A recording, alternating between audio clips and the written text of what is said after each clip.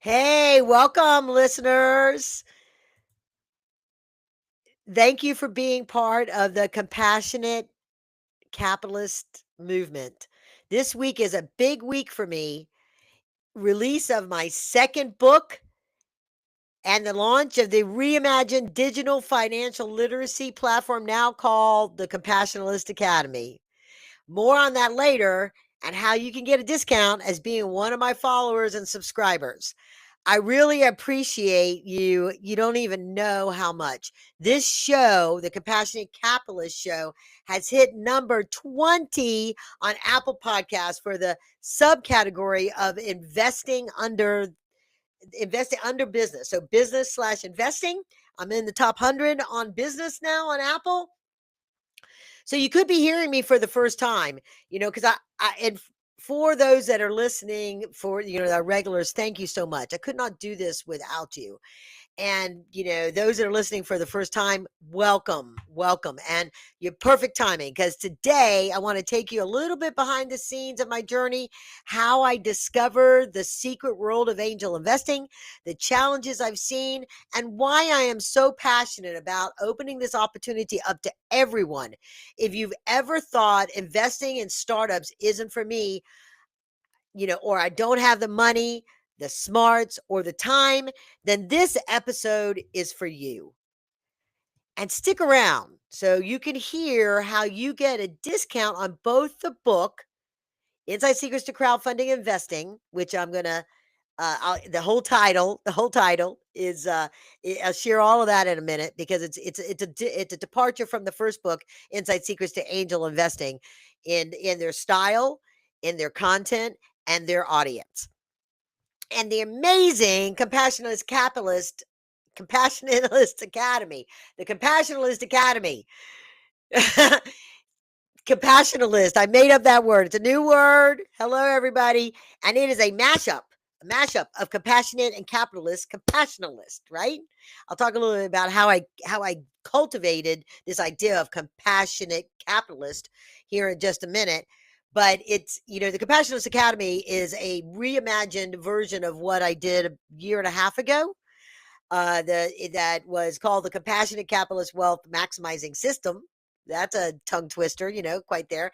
But I had a different vision. I needed to really enrich it in order to make it the kind of platform that it needed to be in order to have the real impact that I intend to have with these two books. And the content went from being like 6 lessons to like 70, more than 70 lessons, and more to come from beginning all the way to advanced. And you're going to hear more about that in the book. The book is amazing. It's a story of Jane and her journey to become an active and profitable investor and entrepreneurs. All right, so we're offering this course now and content for investors from the very beginning of their journey with a foundation to grow and build their financial investing empire, all the way to advanced training in angel and crowdfund investing to get those that have been dabbling in it or maybe are just disappointed in what's out there, because there's really not a lot out there. And I'm going to talk about that too.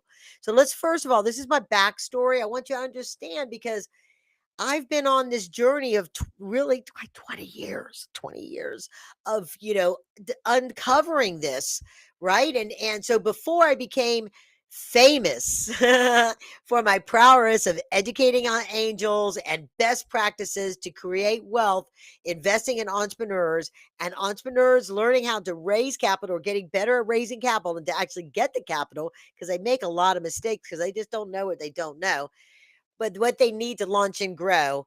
I worked for IBM on teams that were bringing innovations to market, ranging from the launch of PS2 and OS2. Some of y'all remember that.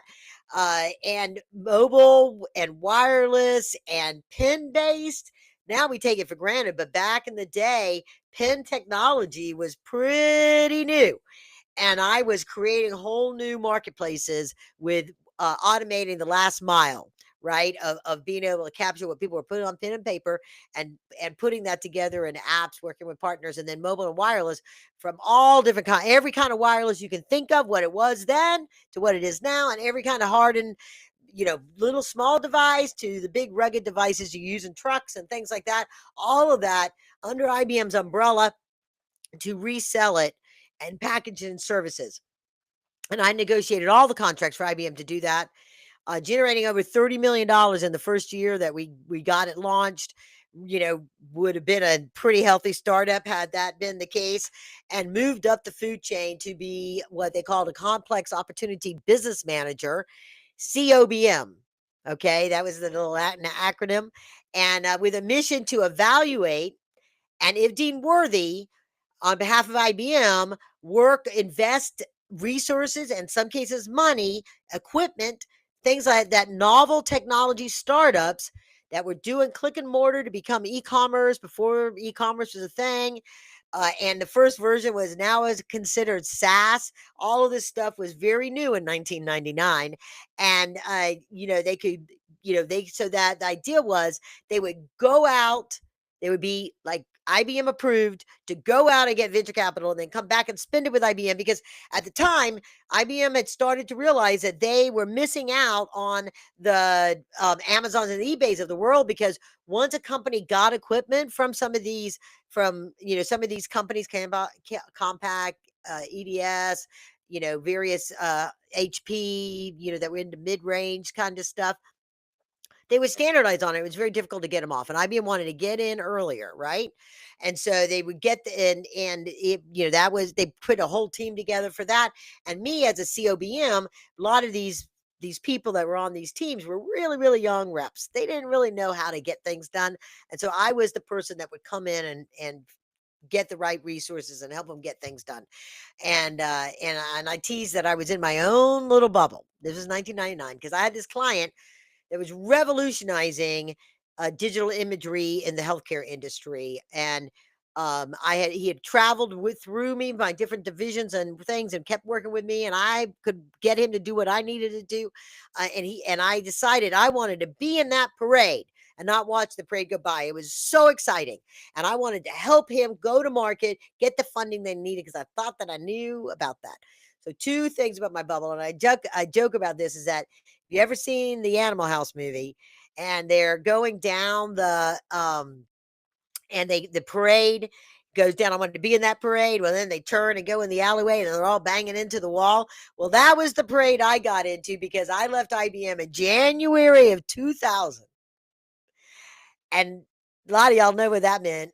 Some of you younger ones don't, but that was just the beginning of the dot-com bubble burst.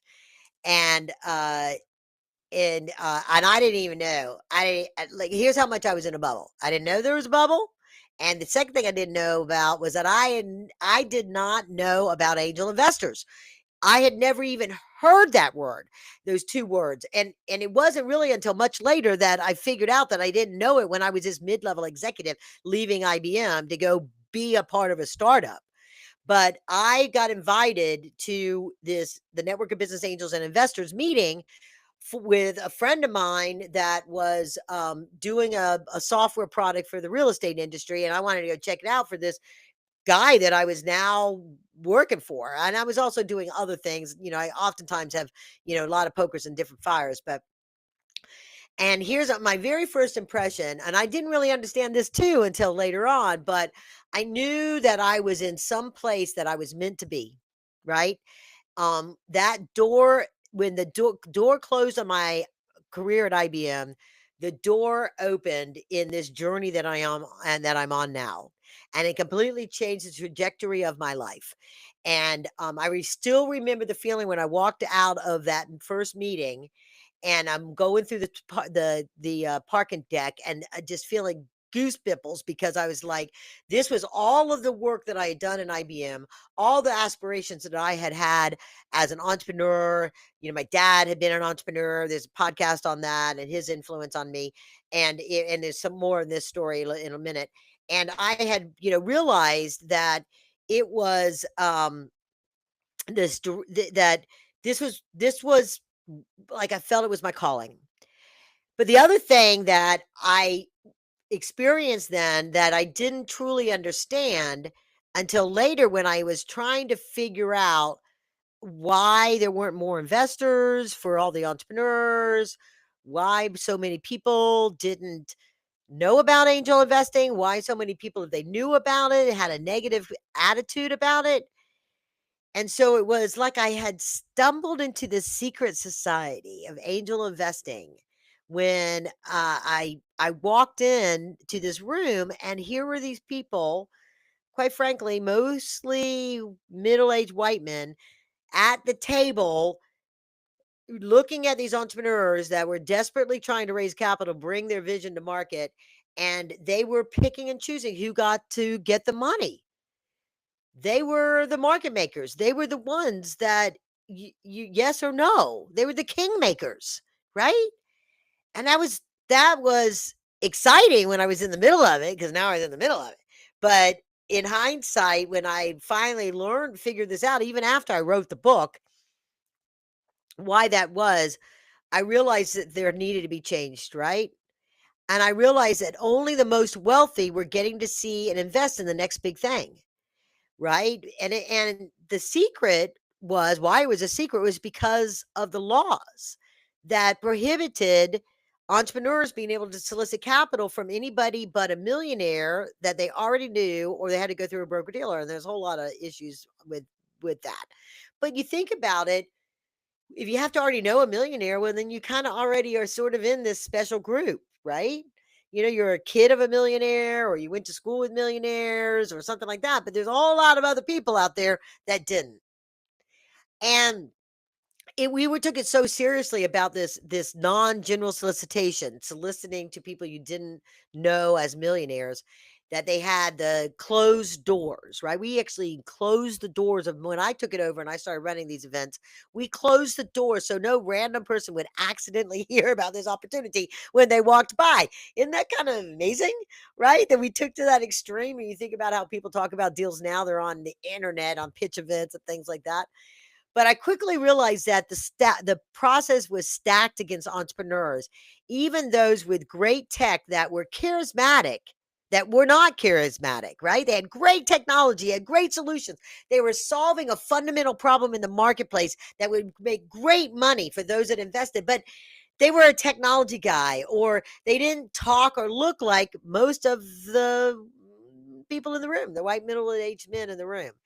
And and so if they didn't connect, they would choose one that did. And at the time I thought all capital was green. But I came to find out that no, everybody brings a bias into the process of discerning these deals, just like you do with so many other things that you do in life. The founder, Jerry Martin, blessed my life, blessed me by taking me under his wing initially, and to be his second hand for organizing the meetings, screening the companies, managing the follow-ups, putting these things. And I learned really almost everything that I knew about running events, doing stuff, due diligence, all that stuff. And part of it was, after the meeting, I would talk to these angels and I would say, well, why did you invest in this deal or not that deal? What did you like? What you didn't like? And I learned this. We're interviewing angels investors every month, talking about deals. And then, as I progressed and launched the podcast, various things like that, I've interviewed hundreds of angel investors for my book too. I interviewed people, sent surveys, had surveys when I was so I took over this group. He wanted to retire. We worked out an earnout, and I quickly discovered that the group needed new blood. Right? We had a lot of what I call empty suits. They were showing up for the entertainment of the pitches and the free food and drink, but they really weren't investing. And if I was going to be true to the purpose, I had to bring people in that wanted to invest. But guess what? As I learned, most people don't know about it. So how do you know about it? And if you haven't read the first book, and if you get into the course, there's a whole story about the making of a compassionate capitalist and the story of Jack and this guy that became part of the Angel Group and how we met and how he learned about it. But as this, I realized that it needed new blood and it needed a lot of TLC. And and this group was a little bit different. because of what they invested in and how they invested.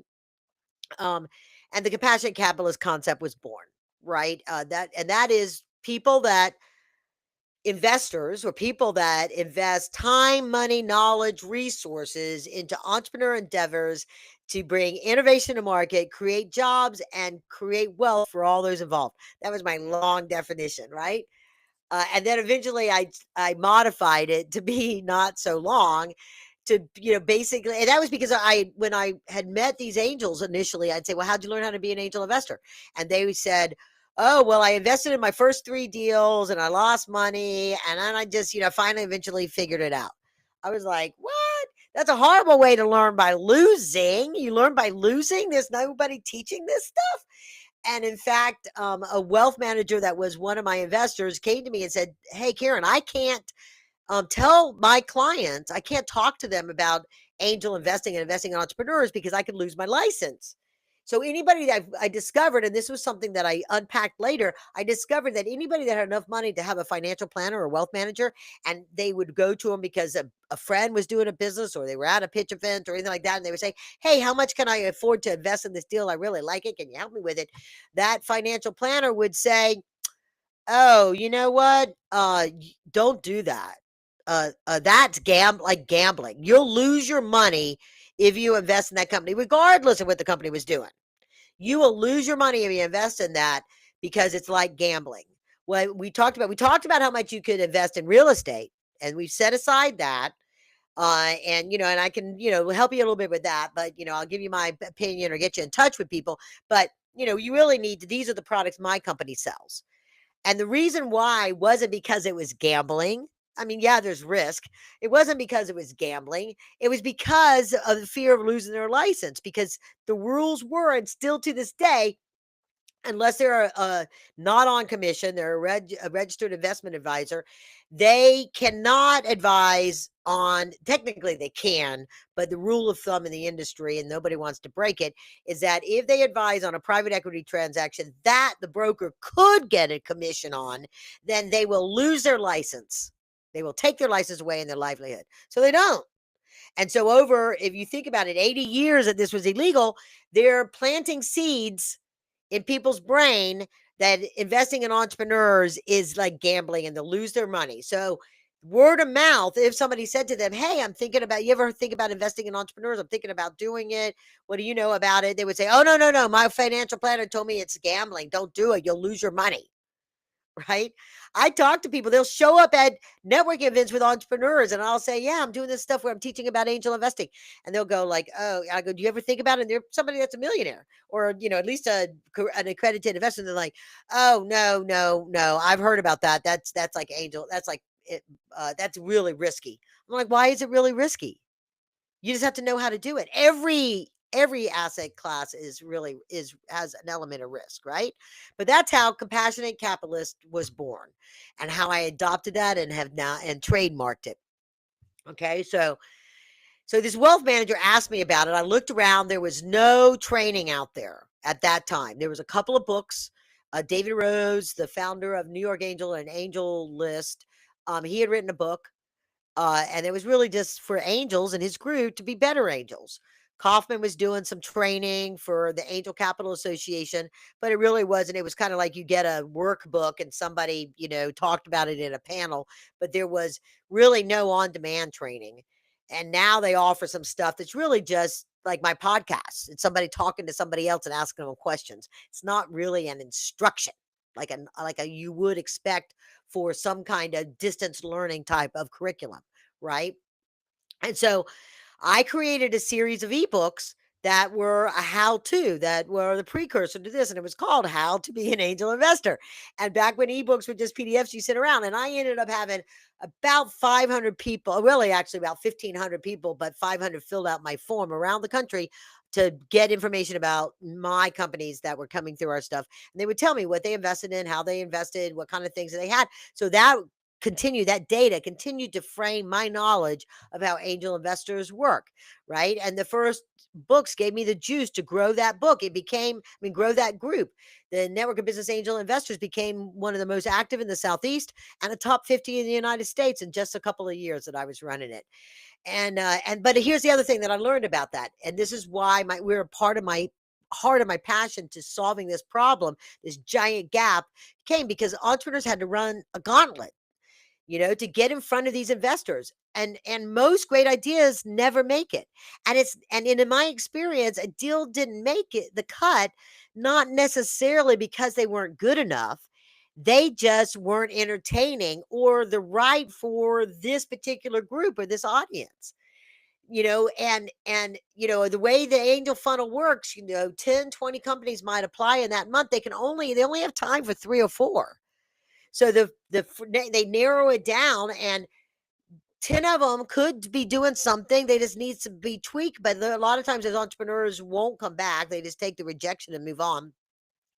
And then, out of, the 6 that kind of make the final cut, 3 get to pitch. The other 3 are just as good. They just didn't meet the criteria, the timeline of what would be interesting to the angels that month. But if you're in a small town like in Atlanta, or relative, like we're not in a small town, but we only had at the time we only had 2 angel groups, and we really barely have more than that now. I mean, we kind of sort of do, but the most official ones are really only 2, and a third one that they don't hold meetings. They just there's one groups that get together and just make decisions. But um, if you got dinged on one, reputation spread, and the other group wouldn't look at you because the first group didn't like you. They didn't bother to say, why didn't you like them? Oh, they were good. They just didn't fit our cut, and the next month there was another 20. So they would say, come back, and maybe somebody that took a liking to them would encourage them and mentor them. But that's just the nature of the beast.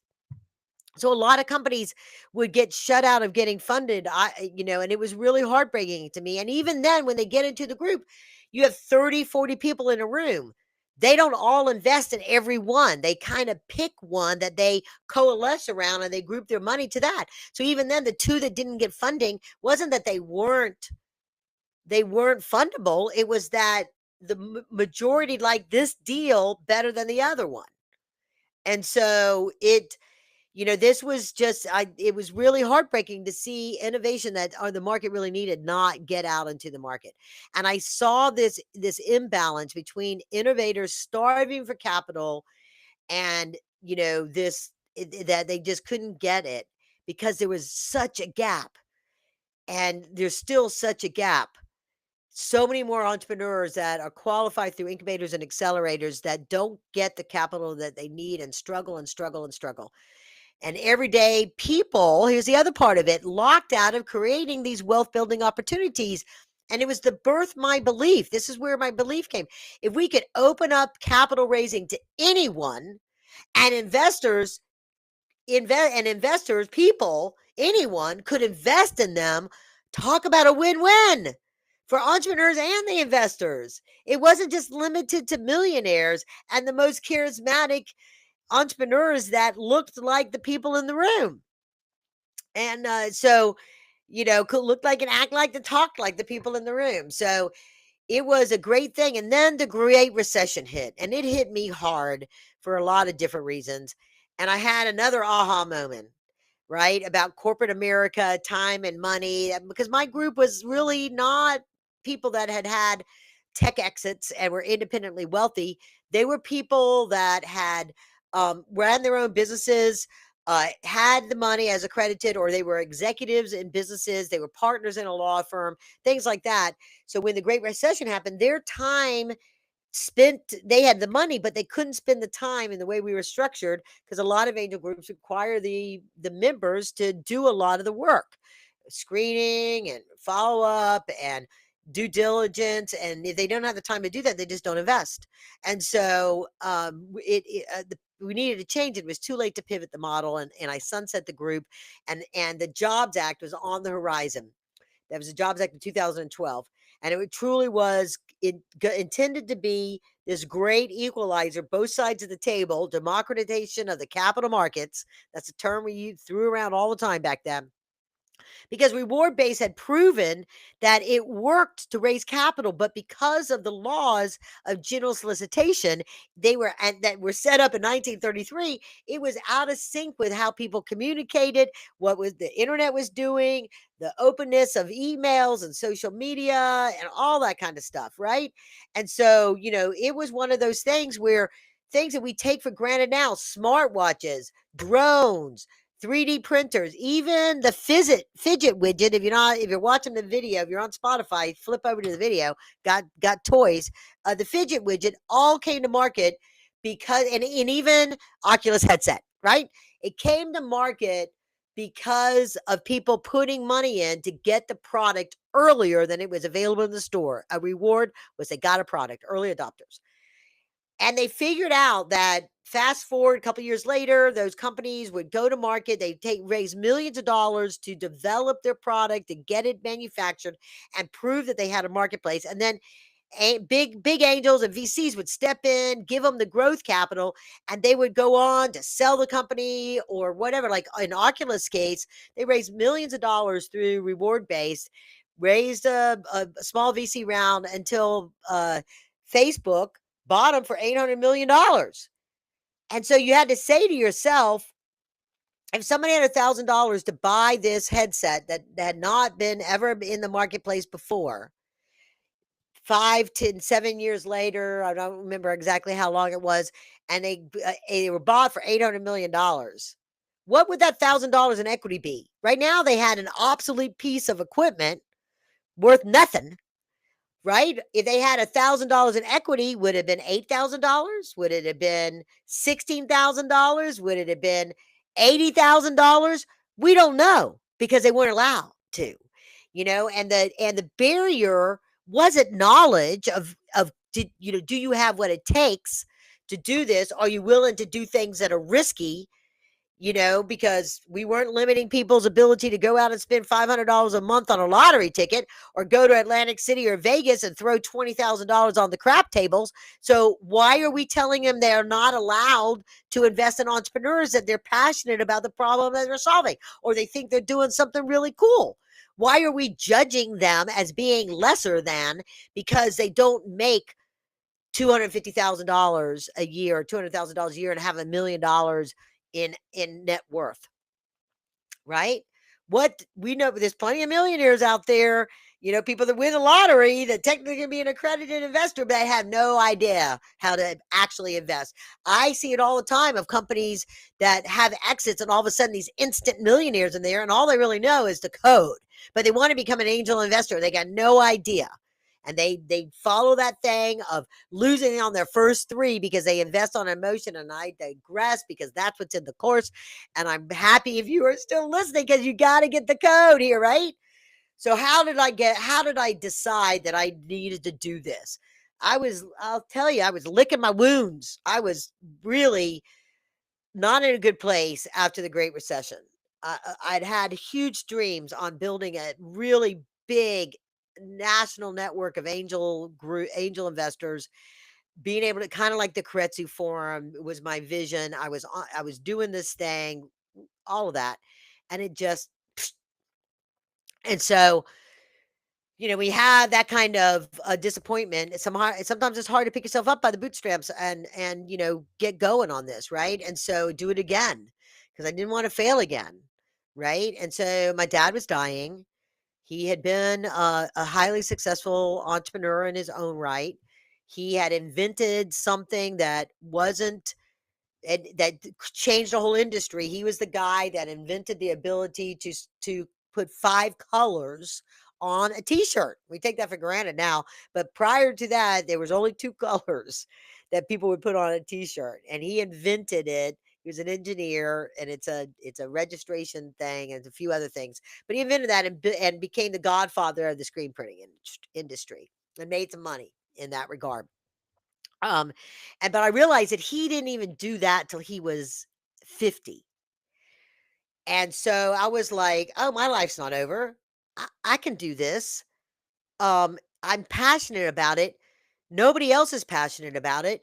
Most people, the existing angels, hedge, broker, private equity funds, people that kind of are in the space, they would all look at me like I had a third eye when I talked about the need for more angels or how people don't know how to do it. And it was almost like it's to this day.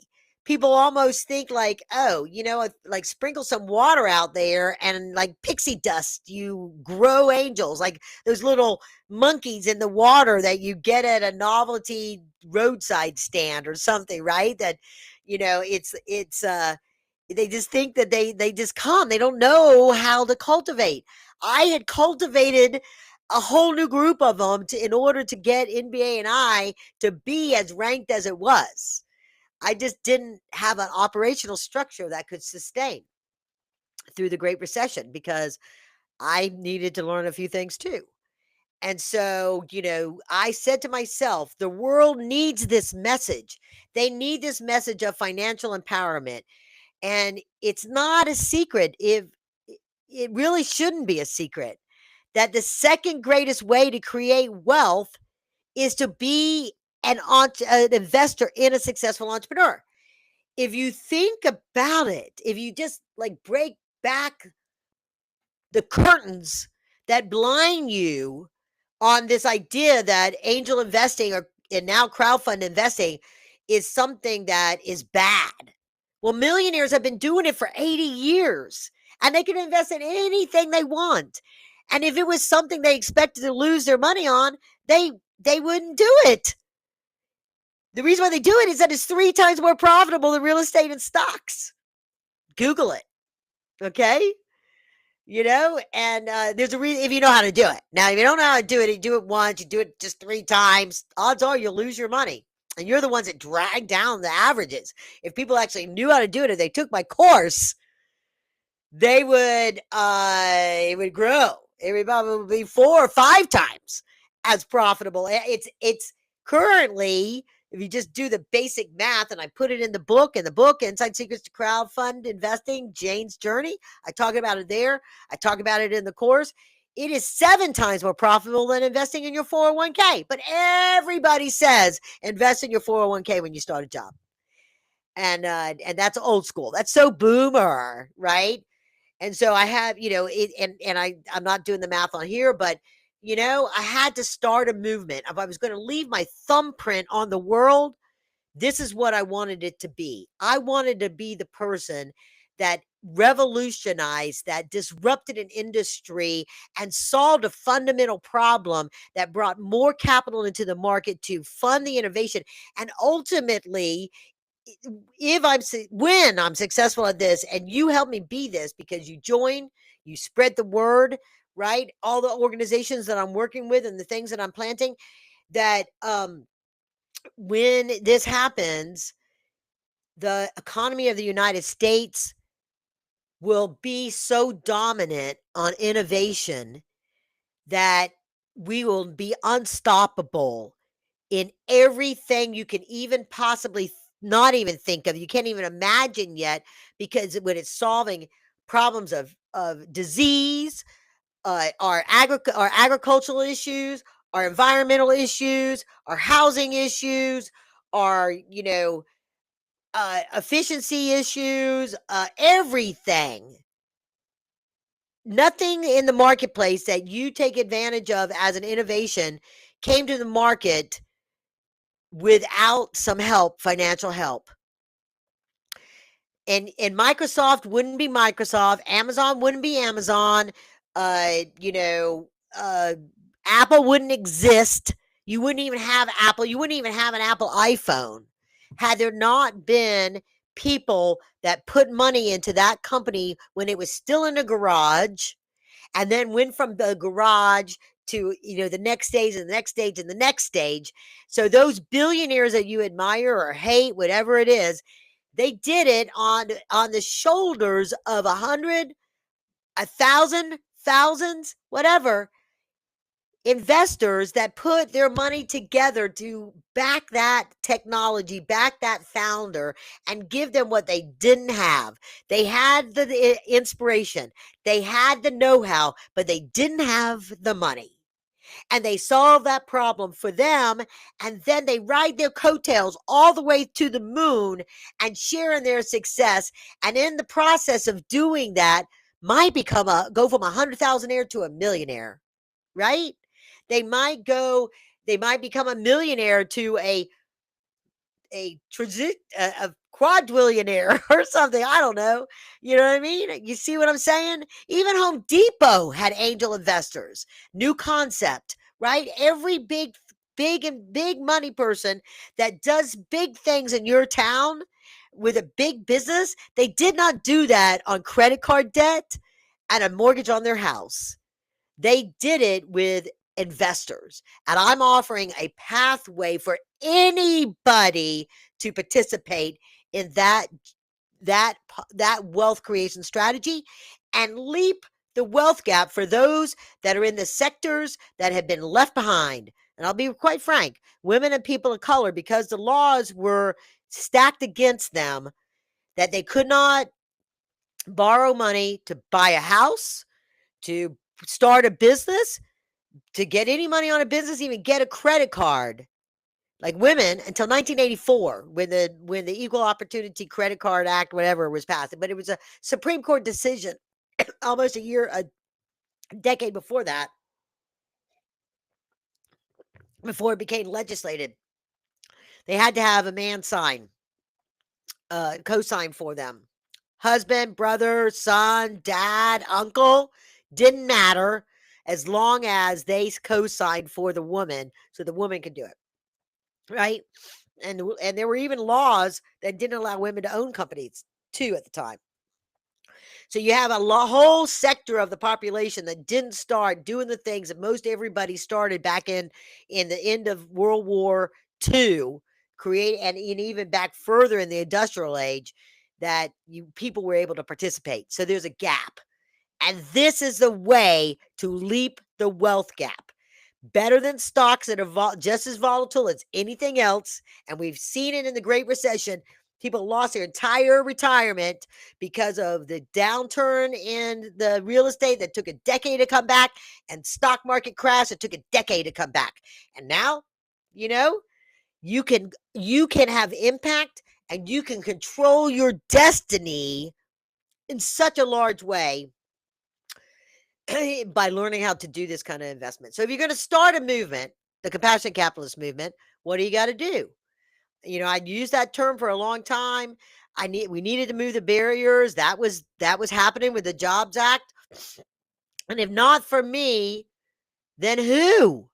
Who would start a movement? Who would change the world? Who had enough heart and gumption to work on it, to punch up for a decade on this, right? But me. So I wrote my first book, Inside Secrets to Angel Investing, right? Here they're watching. It's the step-by-step strategies to leverage private equity investment for passive wealth creation. What a mouthful. But you know what I didn't know? I didn't know that people were not going to be looking for a book on angel investing. I thought with the crowdfunding act, everybody would be like, "Oh my God, I had no idea I could invest in entrepreneurs. I better go learn how to do it." And I wanted to make sure that investing in entrepreneurs didn't get a further black eye, because people invested on emotion because of a cool video, and then all of a sudden they lost their money, and they would go, "Yeah, that financial planner was right. My neighbor was right. I shouldn't have done it." And then they would tell more people, and more people would tell more people, and then we would really be sunk, and entrepreneurs would really be SOL when it came to getting access to more capital, right? So I wrote this book, and it is a deep, serious. I mean, I do have cartoons in here that I had created. I do have some artwork in here. And I do have, I have like little quotes. I got stuff. I talk about the story of Oculus. I talk about the story of they've Ben and Jerry that raised money in an unbelievable kind of way in Vermont through local angel investors, kind of like the original community-based finance. Right. So I wrote the book. That's the first thing you got to do. You got to write a book, right? And I knew this. I had started, but it was I was also intimidated by the whole process, and it took me a while to finally get it out from when I started writing it. And then I relaunched my podcast, The Compassionate Capitalist Show. It had been primarily a way to promote the companies that had been in our pitch events to my larger network, because nobody really listened to podcasts back in 2000 and 2000, what was it, 2005? Nobody really listened to podcasts back then, but it was a way to get that group of 500 investors around the country to see the deals and stay within the laws of general solicitation, because they were my network, right? And I needed to have a platform that I could get into the earbuds, you that are listening now, to share this message. And that's what I do about the Compassionate Capitalist Show. It talks all about creating wealth as a successful entrepreneur and investor as an entrepreneur, and best practices for that. And then I spent 20 years now building content, advising entrepreneurs and guiding investors. And I realized something was missing. The book was one dimensional. There's a reality about people in books. They'll best laid intentions. They will open it up, read the first 100 pages, and then it sits on a shelf. And I had step by step and everything. And this vast resource portal that I had built that had samples of safe agreements and convertible notes and private placement memorandums and investor questionnaires and worksheets to figure out how much you can invest, valuation calculators and cap table examples and all this stuff, so that the first time investor would know about these things and it wouldn't be unfamiliar with them when they started to, and for angel groups to be able to use it to bring new members up to speed. And it was quite evident that people just didn't know about it, right? I mean, I network work. So the truth about wealth creation, right? And this is my big discovery. There are really two main ways to create wealth. I kind of hit on it before. Be a successful entrepreneur or invest in entrepreneurs. The wealthy have always done both. Most people think they have to quit their job, risk everything, and start a business to get wealthy. But not everybody's got a great idea. Not everybody really wants to do the work that it takes to be a successful entrepreneur. Not everybody can build a multi-million dollar business that investors have to have in order to get their multiple on the money, right? They're looking for 10x. They settle for 5x. They don't want to do one that's going to do 1x unless they're like a real estate investor and it's packaged like that, and it's a revenue share, which is part of the training, is building your angel profitability blueprint with near-term income, mid-range exits, and long-term big wins. So, you know, if you're going to create generational wealth, you have to be able to create a very big business. And it gets harder and harder, all along the way. And if you can't raise capital, it's virtually impossible, or it takes 20, 30 years to do it with the second generation taking over. And I figured out, with entrepreneurs, they might build a successful company, but they do one or two, maybe three.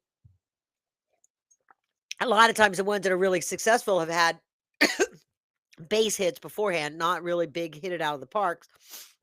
And I realized there's another way. You can keep your day job and benefits and financial security. Right now, what's going to happen with, benefits and getting insurance if you're not on somebody's plan, and they're changing all around 401ks, and you're probably not going to even have matching funds. And most people don't even stay in a business more than 5 years. And so side gigs, instead of doing a side gig that just you were putting time into making money, more time into make money. You got your 9 to 5, and then from 5 to 9, you're doing something else. Instead, learn how to invest, start with crowdfunding investing, and have fun in your 5 to 9. Put your money to work backing those entrepreneurs that are doing something really cool and amazing, and are onto something that can scale, and you are really passionate about the problem they're solving, and you love watching them grow, the impact you have, the contribution you're having to society, the legacy that you're going to create when that company is successful, right? And Jane, okay, in my book, Inside Secrets to Crowdfund Investing, follow Jane's journey, see how the next generation builds wealth, or the new generation, I don't even know the name of my book, Find out how the new generation builds wealth with purpose, passion, and profit. Because it's not a next generation. It's this generation, but it's a new generation in the way that they're doing it, right? It's not, we're not waiting for the next. This is something ideal for millennials, Gen Xers, Gen Zs, because they're up and coming. And even, maybe people on the borderline of boomerism, right? Just depends on where you are, your level of capital, your gumption, how much you want to do this. Did you miss out on building up a retirement fund? In the book, Jane is like a 50-year-old nurse, mid-tier, mid-management nurse, grown kids out of college, had saved up for investing in real estate, saw how her parents lost their much of their retirement when they couldn't afford the additional mortgages on those property. That's a myth. Buy away the bank. No, the bank owns it, not you. You're just making payments on that loan. That you can lose all of that. Your down payment, all those payments, all the repairs you did out the window. Talk about a big risk. That's a big risk. Okay. And it happened in more and more these days. It's just an insurance tick up or a property tax tick up and property taxes are going up, if that might put you underwater on that. So, there's myths out there that set the stage because of these regulations and crowdfunding. Real estate became the thing because all those financial planners said you could do it. And you get a postcard with a teaching how to do it. You could go to a conference and get a CD on how to do it. But nobody teaches about angel investing, right? So keep your day job, learn how to invest in entrepreneurs, and let's shift this power and influence that you got to be a entrepreneur to create wealth, and let's show people that you can create wealth by investing in entrepreneurs. So um if you aren't in that community that struggles to find investors, that those would likely they want to invest in, I'm sorry, they want to invest with impact to contribute to the growth in their community. The reason why those first investors that learned by losing, they did, and they became compassionate capitalists, is because they knew that they were having an impact. Yes, they were picking the next big thing, but it was the next big thing that was solving a problem that they cared about. That's why they were willing to do that and build a large portfolio that ultimately, if it's diversified, and I gave the example of 401k, 60 companies, $500 a month for 5 years, 60 companies, 18 of them go out of business, and you still make 7 times the amount you would make on a 401k with in the money market. So all of that, right? So the key is strategy is diversification and consistency. That's how portfolios are built and wealth is grown. And so I've kept hitting a wall. I've been doing this for 10 years longer and talking about this.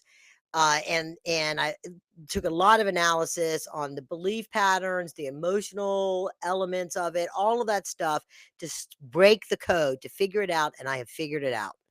So let's look at the false beliefs, right? Real quick.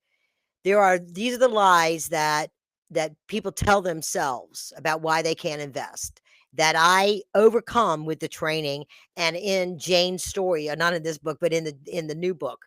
Okay. That will be released. Okay. I'm running a promo this week through Labor Day. Okay. Put your money to work, start your hard earned money to work, working for you by getting the course and by getting the book 50% off if you do it before Labor Day.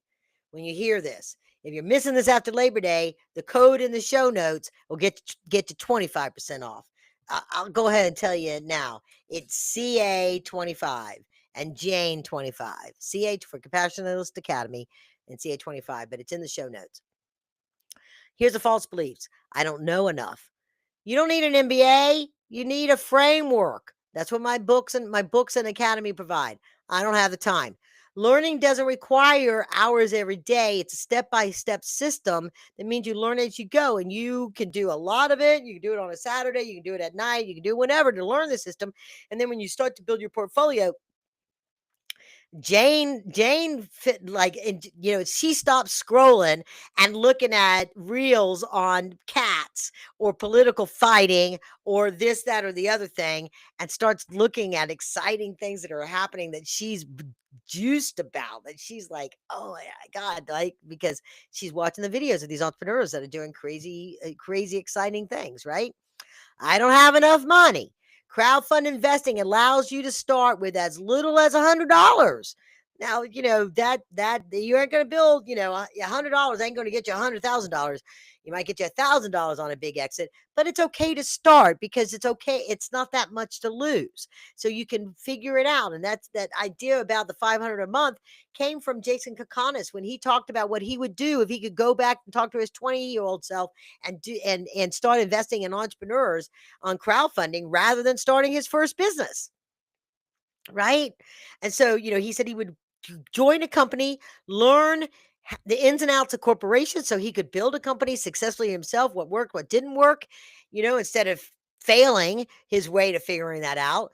And he would get paid while he did it, and he would, have benefits, and he would invest. Okay. Uh, yeah, I'm not smart enough. Well, with the right guidance, you don't need to be a financial wizard. You just need to follow the proven principles that work for people that are evaluating the entrepreneur opportunities and learning discernment and following their own thing. They don't digress. And in the course, I talk all about the mistakes that investors make, so you don't have to make those mistakes. You won't if you follow it.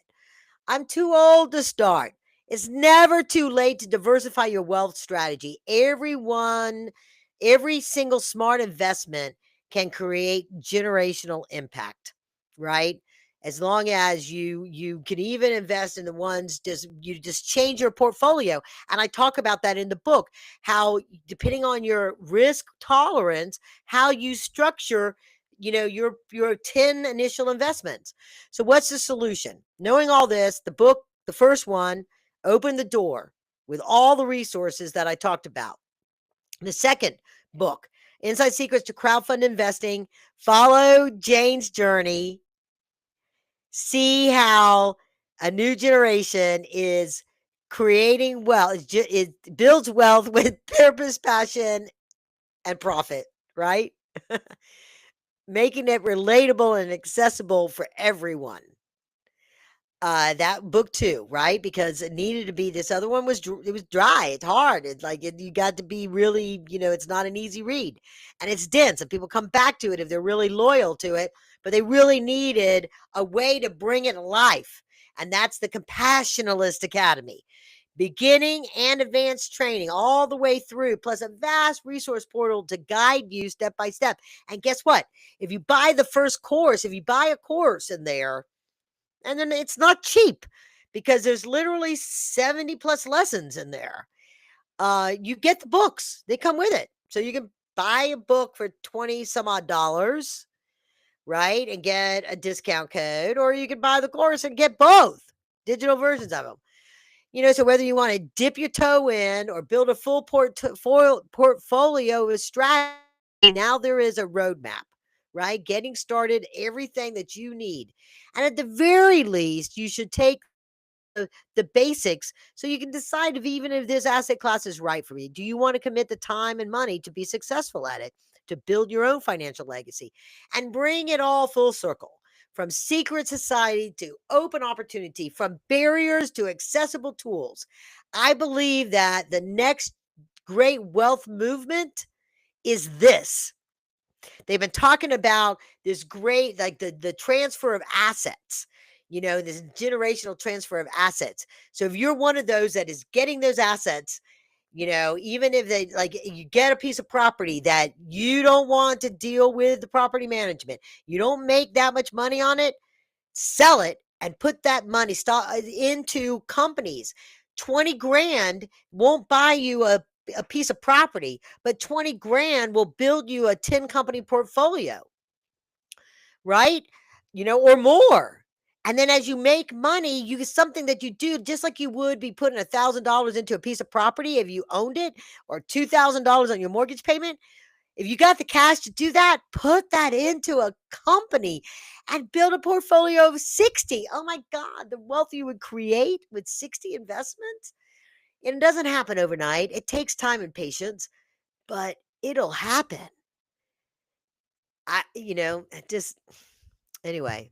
So I am inviting you to buy the new book. Let's see if I get it right. Inside Secrets to Crowdfund Investing.